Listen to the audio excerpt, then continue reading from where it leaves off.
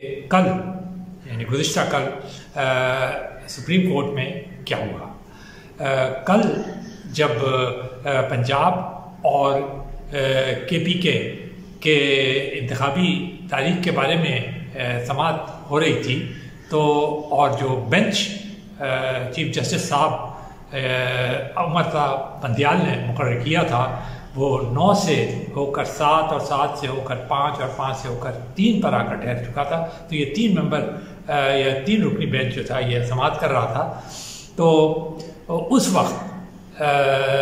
जनाब chief justice साहब यानी उमर बंदियाल साहब जो हैं वो एक मौके पर अपने रिमार्क्स देते हुए, जो कि बड़े तवील रिमार्क्स थे जिन्हें छोटी मोटी तकरीर भी कहा जा सकता है,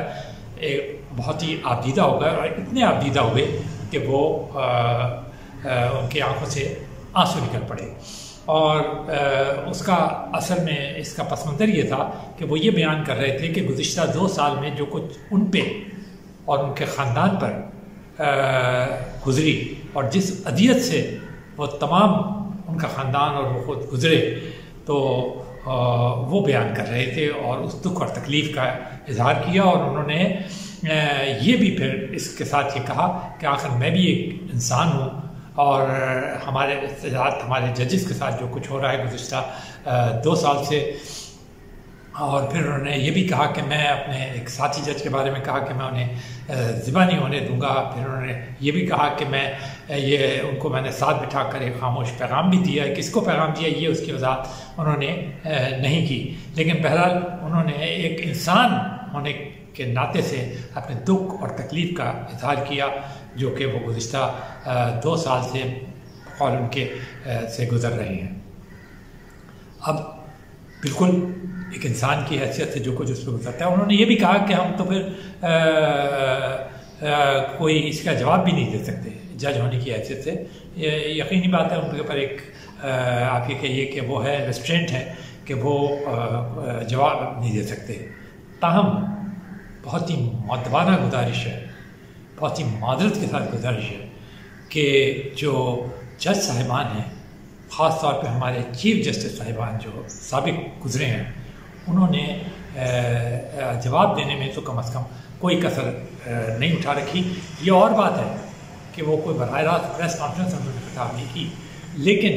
उन्होंने जो रिमार्क्स दिए वो किसी प्रेस कॉन्फ्रेंस से भी 20 गुना भारी थे, क्योंकि वो तमाम दिन टेलीविज़न चैनल्स के ऊपर जिनकी तादाद अब 100 से ज़्यादा है टिकट के तौर पे चलते रहे, सोशल मीडिया के ऊपर उनके ऊपर जनाब उनकी तारीफ़ में और उसके कसीदे पढ़े जाते रहे और उनको एक मिसाल के तौर पे पेश किया जाता रहा। और अगर कोई उस समाअत जो या उस केस से जो कि उनके यहाँ जारी हो उससे कोई इख्तलाफ करता था तो वो टिकट्स और वो उनके जो रिमार्क्स थे उसको बाकायदा इस्तेमाल किया जाता, उनकी तशरीह की जाती, टॉक शोज़ के अंदर बैठकर बताया जाता कि जनाब फलाने जज साहब ने ये कहा तो इसका मतलब ये निकलता है। और जो मुखालिफिन हैं वो इतने वो हैं, तो उन सारे रिमार्क्स को जिस तरह इस्तेमाल किया गया, तो हमने कई मरतबा अपने मुअज़्ज़ज़ जज साहिबान से एक बहुत ही जिसे कहते हैं मुअद्दबाना गुजारिश की थी कि जजेस के मुतालिक, आला अदलिया के जजेस के मुतालिक ये बात कही जाती है, लॉ के अंदर अथॉरिटीज़ ने ये कहा है कि जज जो हैं वो रिमार्क्स ऑब्जर्वेशन और बोलते कम हैं, और अगर उन्हें बोलना भी होता है तो वो अपने डिसीजंस के ज़रिए यानी अपने फ़ैसलों के ज़रिए बोलते हैं। उनके फ़ैसले खुद ऐसे होते हैं कि वो बोल देते हैं कि बाकी में इंसाफ हो रहा है। और इंसाफ के मुताबिक ये कहा जाता है कि वो सिर्फ इंसाफ किया जाना नहीं चाहिए, यानी फैसले नहीं आने चाहिए, बल्कि वो होता हुआ नजर आना चाहिए। कैसे होता हुआ अभी हम इस पर बात करते हैं। तो अब सवाल ये है कि एक इंसान के ऊपर क्या गुजरती है जब उसके ऊपर कोई अज़ियत आती है या तकलीफ़ आती है। तो हम एक गुजारिश करेंगे कि ये सिलसिला जो कि साबिक चीफ जस्टिस साहिबान ने जारी रखा और जिस तरह वो अपने जुडिशियल एक्टिविज़म जिसे कहते हैं उसको इस्तेमाल किया, अपने रिमार्क्स और ऑब्जर्वेशंस को इस्तेमाल किया, बल्कि एक बार तो अपने छापों को और वहाँ पर खड़े मीडिया को में अंदर जो लोग थे उनको बताया, वो क्या चीज़ थी? क्या वो इंसान वो जो उनके इंसान उनके सामने खड़े होते थे, या जो हुकाम उनके सामने खड़े होते थे, चाहे वो सही था या चाहे वो गलत थे, क्या उससे उनकी इज्जत बढ़ती थी? क्या वाकई में पता चलता था कि ये जो हमारे चीफ जस्टिस साहिबान हैं, जिन पे जुडिशियल एक्टिविज्म कहकर जिन्हें बिल्कुल यानी क्लीन चिट दे दी जाती थी, क्या वो बिल्कुल वही काम कर रहे हैं जो कि एक इंसान को इंसान के साथ करना चाहिए? तो ये जो जुडिशियल एक्टिविज्म का सिलसिला जो है वो जस्टिस चौधरी के साथ शुरू हुआ, जिन्होंने एक बड़ी तहरीक लीड की। हालांकि उससे पहले वो जनरल मुशर्रफ को बिल्कुल क्लीन चिट दे के 9-10 साल तक हुक्मरानी की इजाज़त दी, बल्कि वहाँ यहाँ तक कह दिया था कि अगर आपका दिल चाहे तो आप उसमें तरमीम भी करें। फिर वो उनके ख़िलाफ़ हो गए क्योंकि उन्होंने जुडिशियल काउंसिल में भेजने की सिफारिश की थी। तो उसके बाद उन्होंने तहरीक चलाई, सड़कों पर आए, तकरीरें करते थे, और उसके बाद फिर वो जनरल मुशर्रफ जो चले गए, और उसके बाद ये चौधरी साहब बहाल हो गए, और फिर उन्होंने जुडिशियल एक्टिविज्म की वो रिवायात कायम की कि जिसकी नज़ीर पूरे हमारी पाकिस्तान की हिस्ट्री में नहीं मिलती। और उनके जो फैसले थे, उन्होंने जो कुछ मुल्क के साथ किया वो भी आपके सामने है। हम पहले तो ये बताएं कि जस्टिस चौधरी का एक आम तरीक़ाकार ये था कि वो बड़े से बड़े ओहदेदार को, हाँ वो हुकूमत का हो या किसी प्राइवेट उससे ताल्लुक़ रखता हो, या कोई और आदमी हो जिसके मत से वो मुतमईन ना हो, या उनके ख्याल में जो मुजरिम हो, अभी वो उस पर पूरा मुकदमा भी नहीं चला होता और साबित भी नहीं हुआ होता, तो उसको जिस तरह वो रुसवा करते थे, जिस तरह उसको ये कह लीजिए एक लफ्ज़ कि जिस तरह जलील करते थे सबके सामने, और फिर जो रिमार्क्स उसके बारे में देते थे जिससे उसकी इज्जत तार होकर रह जाती थी, और वो आदमी उसके ऊपर क्या गुजरती थी वो आदमी खुद ही जानता होगा। और वो एक दो के हम आप मिसाल भी पेश करेंगे, आपको बताएंगे कि इस जुडिशियल एक्टिविज्म का और जो इनके जो सुओ मोटो एक्शंस थे उनका जिस तरह इस्तेमाल हुआ, और जो जिस इंसानियत का मुजाहरा उस दौरान किया गया वो आपके सामने है। तो एक तो हम जस्टिस चौधरी साहब की बात करते हैं, फिर उसके आने वाले जितने चीफ जस्टिस साहिबान आए जिनको ये सुओ मोटो इख्तियारात हासिल हुए, जिन्हें आइन ने ये इख्तियार दिया कि वो इस इख्तियार को इस्तेमाल करते हुए जो चाहे और जिसके चाहे के साथ जो करें वो करते थे। बेंचेस बनाते थे, बेंचेस तोड़ते थे, और फैसले सुनाते थे, और इंसानों के ऊपर रिमार्क्स और ऑब्जर्वेशंस देते थे। तो पहले तो एक फैसला सुना देते हैं, बता देते हैं आपको कि वो जस्टिस चौधरी साहब ने के ज़माने में रिकॉर्डिक जो कि सोने की कानों से मुतालिक है बलूचिस्तान में, उसमें एक ऐसा फैसला दिया, वो एक वायदा हुआ था एक बैरूनी फर्म के साथ, और उन्होंने जब वो उसका मायदे को ख़त्म करने का हुक्म दिया तो नतीजा ये हुआ कि $5.9 बिलियन का काम हुआ, जो कि अब गुज़िश्ता 3 साल या 2.5 साल पहले जाकर वो ख़त्म हुआ। नहीं तो पाकिस्तान को ये तकरीबन $5.9 बिलियन का फ़ाइन हो चुका था इंटरनेशनल कोर्ट से, जिसका जो पाकिस्तानी रुपए के अंदर 15 खरब रुपए बनते हैं। तो ये अदालती फैसले के ज़रिए हुआ था, जो कि जिसमें एक बैरूनी मुल्क से माहिदा जो कि इंटरनेशनल माहिदा था उसको तोड़ने का हुक्म था, बगैर ये सोचे हुए कि इसका पाकिस्तानी मईशत के ऊपर क्या असर हो सकता है, पाकिस्तान के अवाम के ऊपर इसका क्या असर हो सकता है। पहले ही कर्ज़ों में तबाह हाल हैं, जिनकी मईशत का रोना भी ये खुद जज साहिबान जो है वह वक्ता फ़वक्ता रोते रहते हैं। दूसरी बात, उसको मेयार तक पहुँचाने के अंदर जस्टिस साबिक चीफ जस्टिस साकिब निसार साहब जो सुप्रीम कोर्ट के वो थे हेड, उन्होंने तो तमाम हुदूद व क़यूद जो थे वो पार कर दिए। वो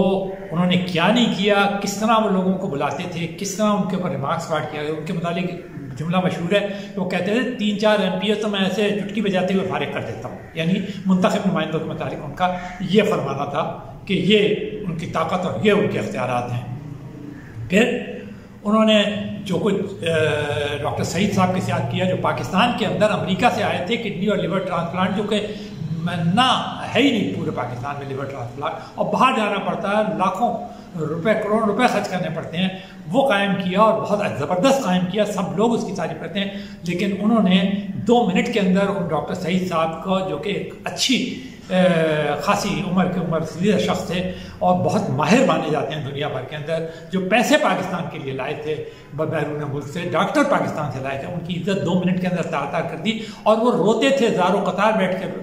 अफसोस और दुख का इजहार करते थे। उनको देखने का काबिल होता जो इंटरव्यू उन्होंने दिए। आप भी आप जाकर डॉक्टर सईद साहब के इंटरव्यू देख लीजिए कि उनको किस तरह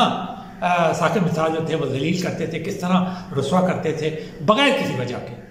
कोई उनका लेना देना नहीं था तिब्बी मामला से। एक चीफ जस्टिस का क्या काम है कि वो छापे मारता फिरे अस्पताल के अंदर और ये देखता फिरे। अगर कोई केस उसके सामने आता है और वो भी बाकायदा तरीके से आता है, फिर भी आप उस आदमी का एहतराम करते हुए इंसानियत का एहतराम करते, जिस इंसानियत का जिक्र खुद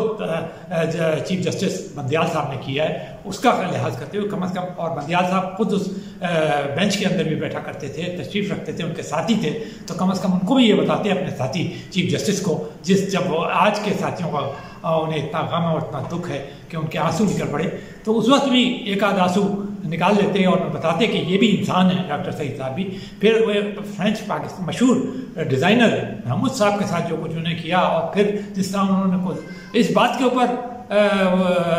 रुसवा किया कि उन्होंने कपड़े किस किस्म के पहने हुए हैं, और फिर उनके बारे में जो कुछ उन्होंने किया वो आज जो बयान करते हैं, जिस तकलीफ से उनके हैं, वो भी आप जाके अभी भी यूट्यूब पे देख लें। लगता है कि वाकई में ये सब कुछ इंसानियत का दायरा था, और ये रिमार्क्स थी इंसानियत के दायरे में होते थे। इसको कितना लोगों ने क्रिटिसाइज़ किया। सहाफ़ियों ने खुद जो वो थे वो कहते थे कोई ये जुडिशल एक्टिविटीज़म है, ये जो मोटा इख्तियार है कि आप इस तरह लोगों को वो करें। अगर आपको लगता है और आपको साबित होता है, बल्कि लगता क्या है, साबित होता है कि वो कोई मुजरिम है, तो आप फैसला सुनाएं, उसको सज़ा दें और उसको अपील के हक दें, और ताकि वो अपने आप को डिफेंड करे प्रॉपर तरीके से, ना कि आप जनाब रिमार्क के जरिए उसकी पहले ऐसी तहकीक कर चुके हो कि वो किसी को मुँह दिखाने, उसके फैमिली पे क्या गुजरती होगी, उसके बच्चों पे क्या गुजरती होगी। ज़रा आपने कभी ये सोचा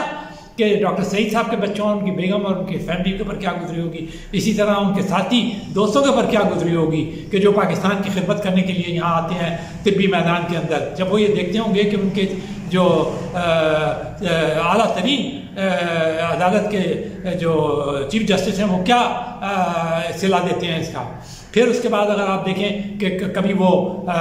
डैम बनाने के लिए खड़े हो जाते थे, उसके पैसे इकट्ठे कर रहे हैं, कभी वो आबादी को कंट्रोल करने के लिए खड़े हो जाते थे। फिर वो आपने कहा कि हम तो जवाब भी नहीं दे सकते, तो फिर वो किस खुशी में जाकर इंग्लैंड वगैरह में प्रेस कॉन्फ्रेंस किया करते थे और सहाफ़ियों से एड्रेस किया करते थे और अपीलें किया करते थे। कैसे करते थे वो ये सारी चीज़ें कोई उन्हें बताने वाला नहीं था। कोई उनका साथी जज उन्हें ये बता नहीं सकता था कि ये सारी चीज़ें जो है उनके दायरा इख्तियार में नहीं आती, और किसी जज को ये ज़ेब नहीं देती कि वो इस किस्म की पब्लिक अपीयरेंसेस करें और खामखा के इन मामला में पड़ें। फिर जिस तरह उन्होंने सुओ मोटो इख्तियारात के तहत एक वज़ीर आज़म को एक केस के अंदर फारिग किया,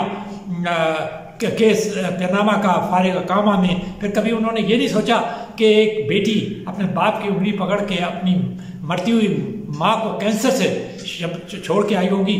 तो उस ख़ानदान के ऊपर क्या गुजरी होगी जब वो शिकायत करने के लिए गए होंगे। और जब वो उसी बेटी को अपने बाप के सामने जेल में मिलने जब वो गई, उसे गिरफ्तार कर लिया गया, तो उसके ऊपर क्या गुजरी होगी बाप पे और उसके सारे ख़ानदान, उसके भाइयों पे, उसके बच्चों पे। एक अच्छी खासी उम्र की खातून कि सिर्फ उसका कसूर यह था कि वो सियासतदान थी, मुखालिफ पार्टी से ताल्लुक़ रखती थी, या जिसे एक साबिक चीफ जस्टिस ने सज़ा दे दी थी और मुजरिम ठहराया था। फिर आपने उनकी ज़ुबानबंदी कर दी, उठाकर उनकी पार्टी से रुखसत कर दिया। ये तो हक सारी दुनिया में दिया जाता है। हम सिर्फ एक मामूली सी मिसाल देते हैं आपको कि डोनाल्ड ट्रंप का आपने नाम सुना होगा, कल उनके ऊपर फर्द जुर्म आई हुई थी। कितने पावरफुल सदर थे, बदजुबानी के अंदर अपनी मिसाल आप हैं। अमेरिका की तारीख में ऐसा बदजुबान और ऐसा यानी कहते हैं कि बदतमीज़ सदर कह लीजिए नहीं गुजरा। हम ये कहना नहीं चाहते लफ्ज़, लेकिन खुद अमेरिकी सहाफ़ियों ने इस बारे में लिखा है, तो वही हम कोट कर रहे हैं। हम नहीं कहते उन्हें कतन, इसलिए कि हम सबकी इज़्ज़त करते हैं। अमेरिका से हमारे बड़े अच्छे ताल्लुक़ात हैं, वो हम तो सारे उनके अगर वो नुमाइंदे थे तो हमारे लिए भी काबिल इज़्ज़त है। अगली बात हम ये कहें कि उन पर फ़र्द जुर्म आयद कर दिया गया। और फ़र्द जुर्म किस बात के ऊपर आयद किया गया है, जो बिल्कुल उनका ज़ाती मामला है पाकिस्तान के लिहाज से। तो यहाँ तो कहा जाता है जी ये बिल्कुल ज़ाती मामला है, पर्सनल मामला को ज़ेर बहस ही नहीं लाना चाहिए। ये तो उनके ऊपर लगा ये है कि किसी पोर्न स्टार को उन्होंने ये पैसे इसलिए दिए कि वो उस मामले का, उनके ताल्लुकात का जिक्र ना करें, और वो भी कानून के अंदर इस बात की इजाज़त है कि वो आप उसको पेमेंट करें। लेकिन उन्होंने बजाय ज़ाती एक्सपेंसेस के उसे कमर्शियल एक्सपेंसेस दी। तो इस बात के ऊपर ग्रैंड जूरी ने वहाँ पर आयद की, और ये भी न्यूयॉर्क स्टेट के अंदर है, बाकी बहुत सारी स्टेट्स हैं जिसके अंदर इसकी भी इजाज़त है। ताहम ये बताया गया है कि ये जो साबिक सदर डोनाल्ड ट्रंप जो हैं वो मंगल को सरेंडर कर देंगे जाके कोर्ट के अंदर और मुकदमा लड़ेंगे, उनके वकील ने बताया। अब हम ये भी बताते चले कि वो कम पॉपुलर नहीं है इस वक्त रिपब्लिकन पार्टी जो है वो डेमोक्रेट्स के मुकाबले में बहुत मिड टर्म इलेक्शंस के अंदर उसने दोनों ऐवानों के अंदर अक्सरियत हासिल की है। ज़्यादातर गवर्नर के इलेक्शन उन्होंने जीते, और इसमें बहुत बड़ा कंट्रीब्यूशन जो कहा जाता है कि डोनाल्ड ट्रंप का, उन्होंने ऐलान भी कर दिया है कि वो सदारती इंतखाबात में हिस्सा लेंगे, और ये बहुत तजिए बताते हैं कि वो सदर मुंतखब भी हो सकते हैं। तो अब ऐसे आदमी को एक बिल्कुल पर्सनल मामले के ऊपर सदर जुर्मायत की गई, और वो सरेंडर भी कर गए हैं कोर्ट को, और कोई ऐसी वो लेकर खलकत लेकर या अपने पीछे हजूम लेकर अपने चाहने वालों का एक पब्लिक लेकर नहीं जा रहे, कोर्ट की तोड़ मोड़ नहीं कर रहे, जहाँ पर के कोर्ट के सामने जनाब बाकायदा एक जंग का मैदान गर्म हो जाता है कि जज जो अंदर सुनने के लिए उन्हें बैठा है वो 2 बजे का वक्त देकर रात के 8 बजे तक इंतज़ार कर रहा है, और फिर आखिरकार इतना मजबूर और इतना बेबस हो जाता है कि वो कहता है कि अच्छा, अगर वो कोर्ट के अंदर, वो कहते हैं कि कोर्ट के अंदर मैं नहीं जा सकते, मुझे लाइफ थ्रेट है, तो उसके जवाब में वो उनको कहता है कार में ही जाकर आप मेहरबानी करके उनके दस्तखत हैं कि हाजिरी तो लग जाए और मैं इस मुसीबत से जान तो छुड़ाऊँ, और ऐसा ही हुआ। फिर वो रजिस्टर भी रुक गया, उसके भी कुछ नहीं किया। तो वो जो जज साहब थे मातहत अदालत के, उनकी कोई इज्जत नहीं है, उनका कोई वक़ार नहीं है कि उनके ऊपर इस तरह का दबाव पड़ा और इस तरह उन्होंने अपनी इससे जान छुड़ाई, तो क्या उनका कोई वो नहीं है। फिर वो जो मुतनाज़ फैसले आए जिसने कौम का, पाकिस्तान की मईशत का बेड़ा गर्क कर दिया, उसके ऊपर कोई आंसू, कोई दुख नहीं है। आप अपनी ज़ात के 2 साल गुजरे हुए उसके ऊपर तो इतना अफसोस कर रहे हैं, और गुज़िश्ता 5-6 साल जो इस कौम के ऊपर गुजरा, जिस तरह इसकी मईशत का बेड़ा गर्क हुआ, जिस तरह गरीब आदमी तबाह हुआ, जिस तरह आम मिडिल मैन जो है, मिडिल क्लास का आदमी वो बर्बाद होकर गुर्बत की लकीर से नीचे चला गया, जिस तरह पूरी कौम की मईशत का बेड़ा गर्क हो गया, उसके ऊपर कोई स्लो मोटो एक्शन, कोई अफसोस का इजहार नहीं किया गया, किसी किस्म की कोई दुख का इजहार नहीं हुआ सुप्रीम कोर्ट के जजेस साहिबान की जानिब से। कभी ये सोचा नहीं गया कि ये मुल्क भी अगर एक आम आदमी का है तो उनका भी उतना ही मुल्क है, और सिर्फ ये कि वो सिर्फ हाई प्रोफाइल का केसेस सुनने के लिए नहीं बैठे, वो इस कौम का दर्द करने के लिए बैठे हैं, जिसके सियासी जमातों को आज वो ये कह रहे हैं कि आप अपना पहले टेम्परेचर ठंडा करें और बात करें, और फिर उसके बाद आइए हमें गारंटी दीजिए। तो सवाल ये पैदा होता है कि आज आप उनसे कह रहे हैं तो ये गारंटी आपने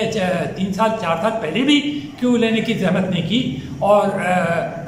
इन्हीं सियासतदानों को जिनसे आप गारंटी ले रहे हैं उनके मुतालिक आप ही के एक साथी चीफ जस्टिस साहब डॉन, सिसिलियन माफिया और गॉडफादर के अल्फाज इस्तेमाल करते रहे। क्या अंग्रेज़ी समझ नहीं आती पाकिस्तान के उनका ख्याल में लोगों को? क्या बिल्कुल बेबहरा है? उन्होंने कभी ये किताबें नहीं पढ़ी, इसके कॉनोटेशंस वो नहीं समझते कितने। तो इसका दुख जो है ये भी महसूस करने की बात है। जब आप इंसानियत का वास्ता देने रखते हैं, खड़े होकर अपनी अज़ियतें बयान करते रखते हैं, तो दूसरों को भी इंसान समझें, पूरे पाकिस्तान के लोगों को, बल्कि हम तो ये कहेंगे हर इंसान को इंसान समझे, उसके दुख को समझे, उसको तकलीफ को, उसको इज्जत दें। अगर उसने कोई कसूर किया, उसने कोई जुर्म किया है, उसकी सज़ा दें उसे, लेकिन उसे इंसानियत के दायरे कार में रहकर करें। उसको किसी इख्तियार की वजह से सबके सामने ज़लील और रुस्वा ना करें, और सारे दिन टेलीविज़न पे, सोशल मीडिया के ऊपर चले और देखें। फिर सोशल मीडिया पे जो कुछ बाइज़्ज़त लोगों के साथ होता रहा है उसके ऊपर कभी आपने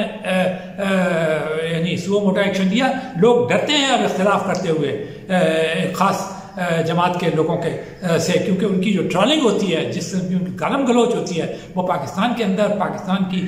में एक रिवाज बन चुका है, और लोग तंग हैं। कोई आदमी ये काम करने के लिए तैयार नहीं है। तो कभी इसके ऊपर भी इन इख्तियारात को इस्तेमाल करके देखा? उन इंसानों का दर्द भी, उन पाकिस्तानी शहरियों का जो आपके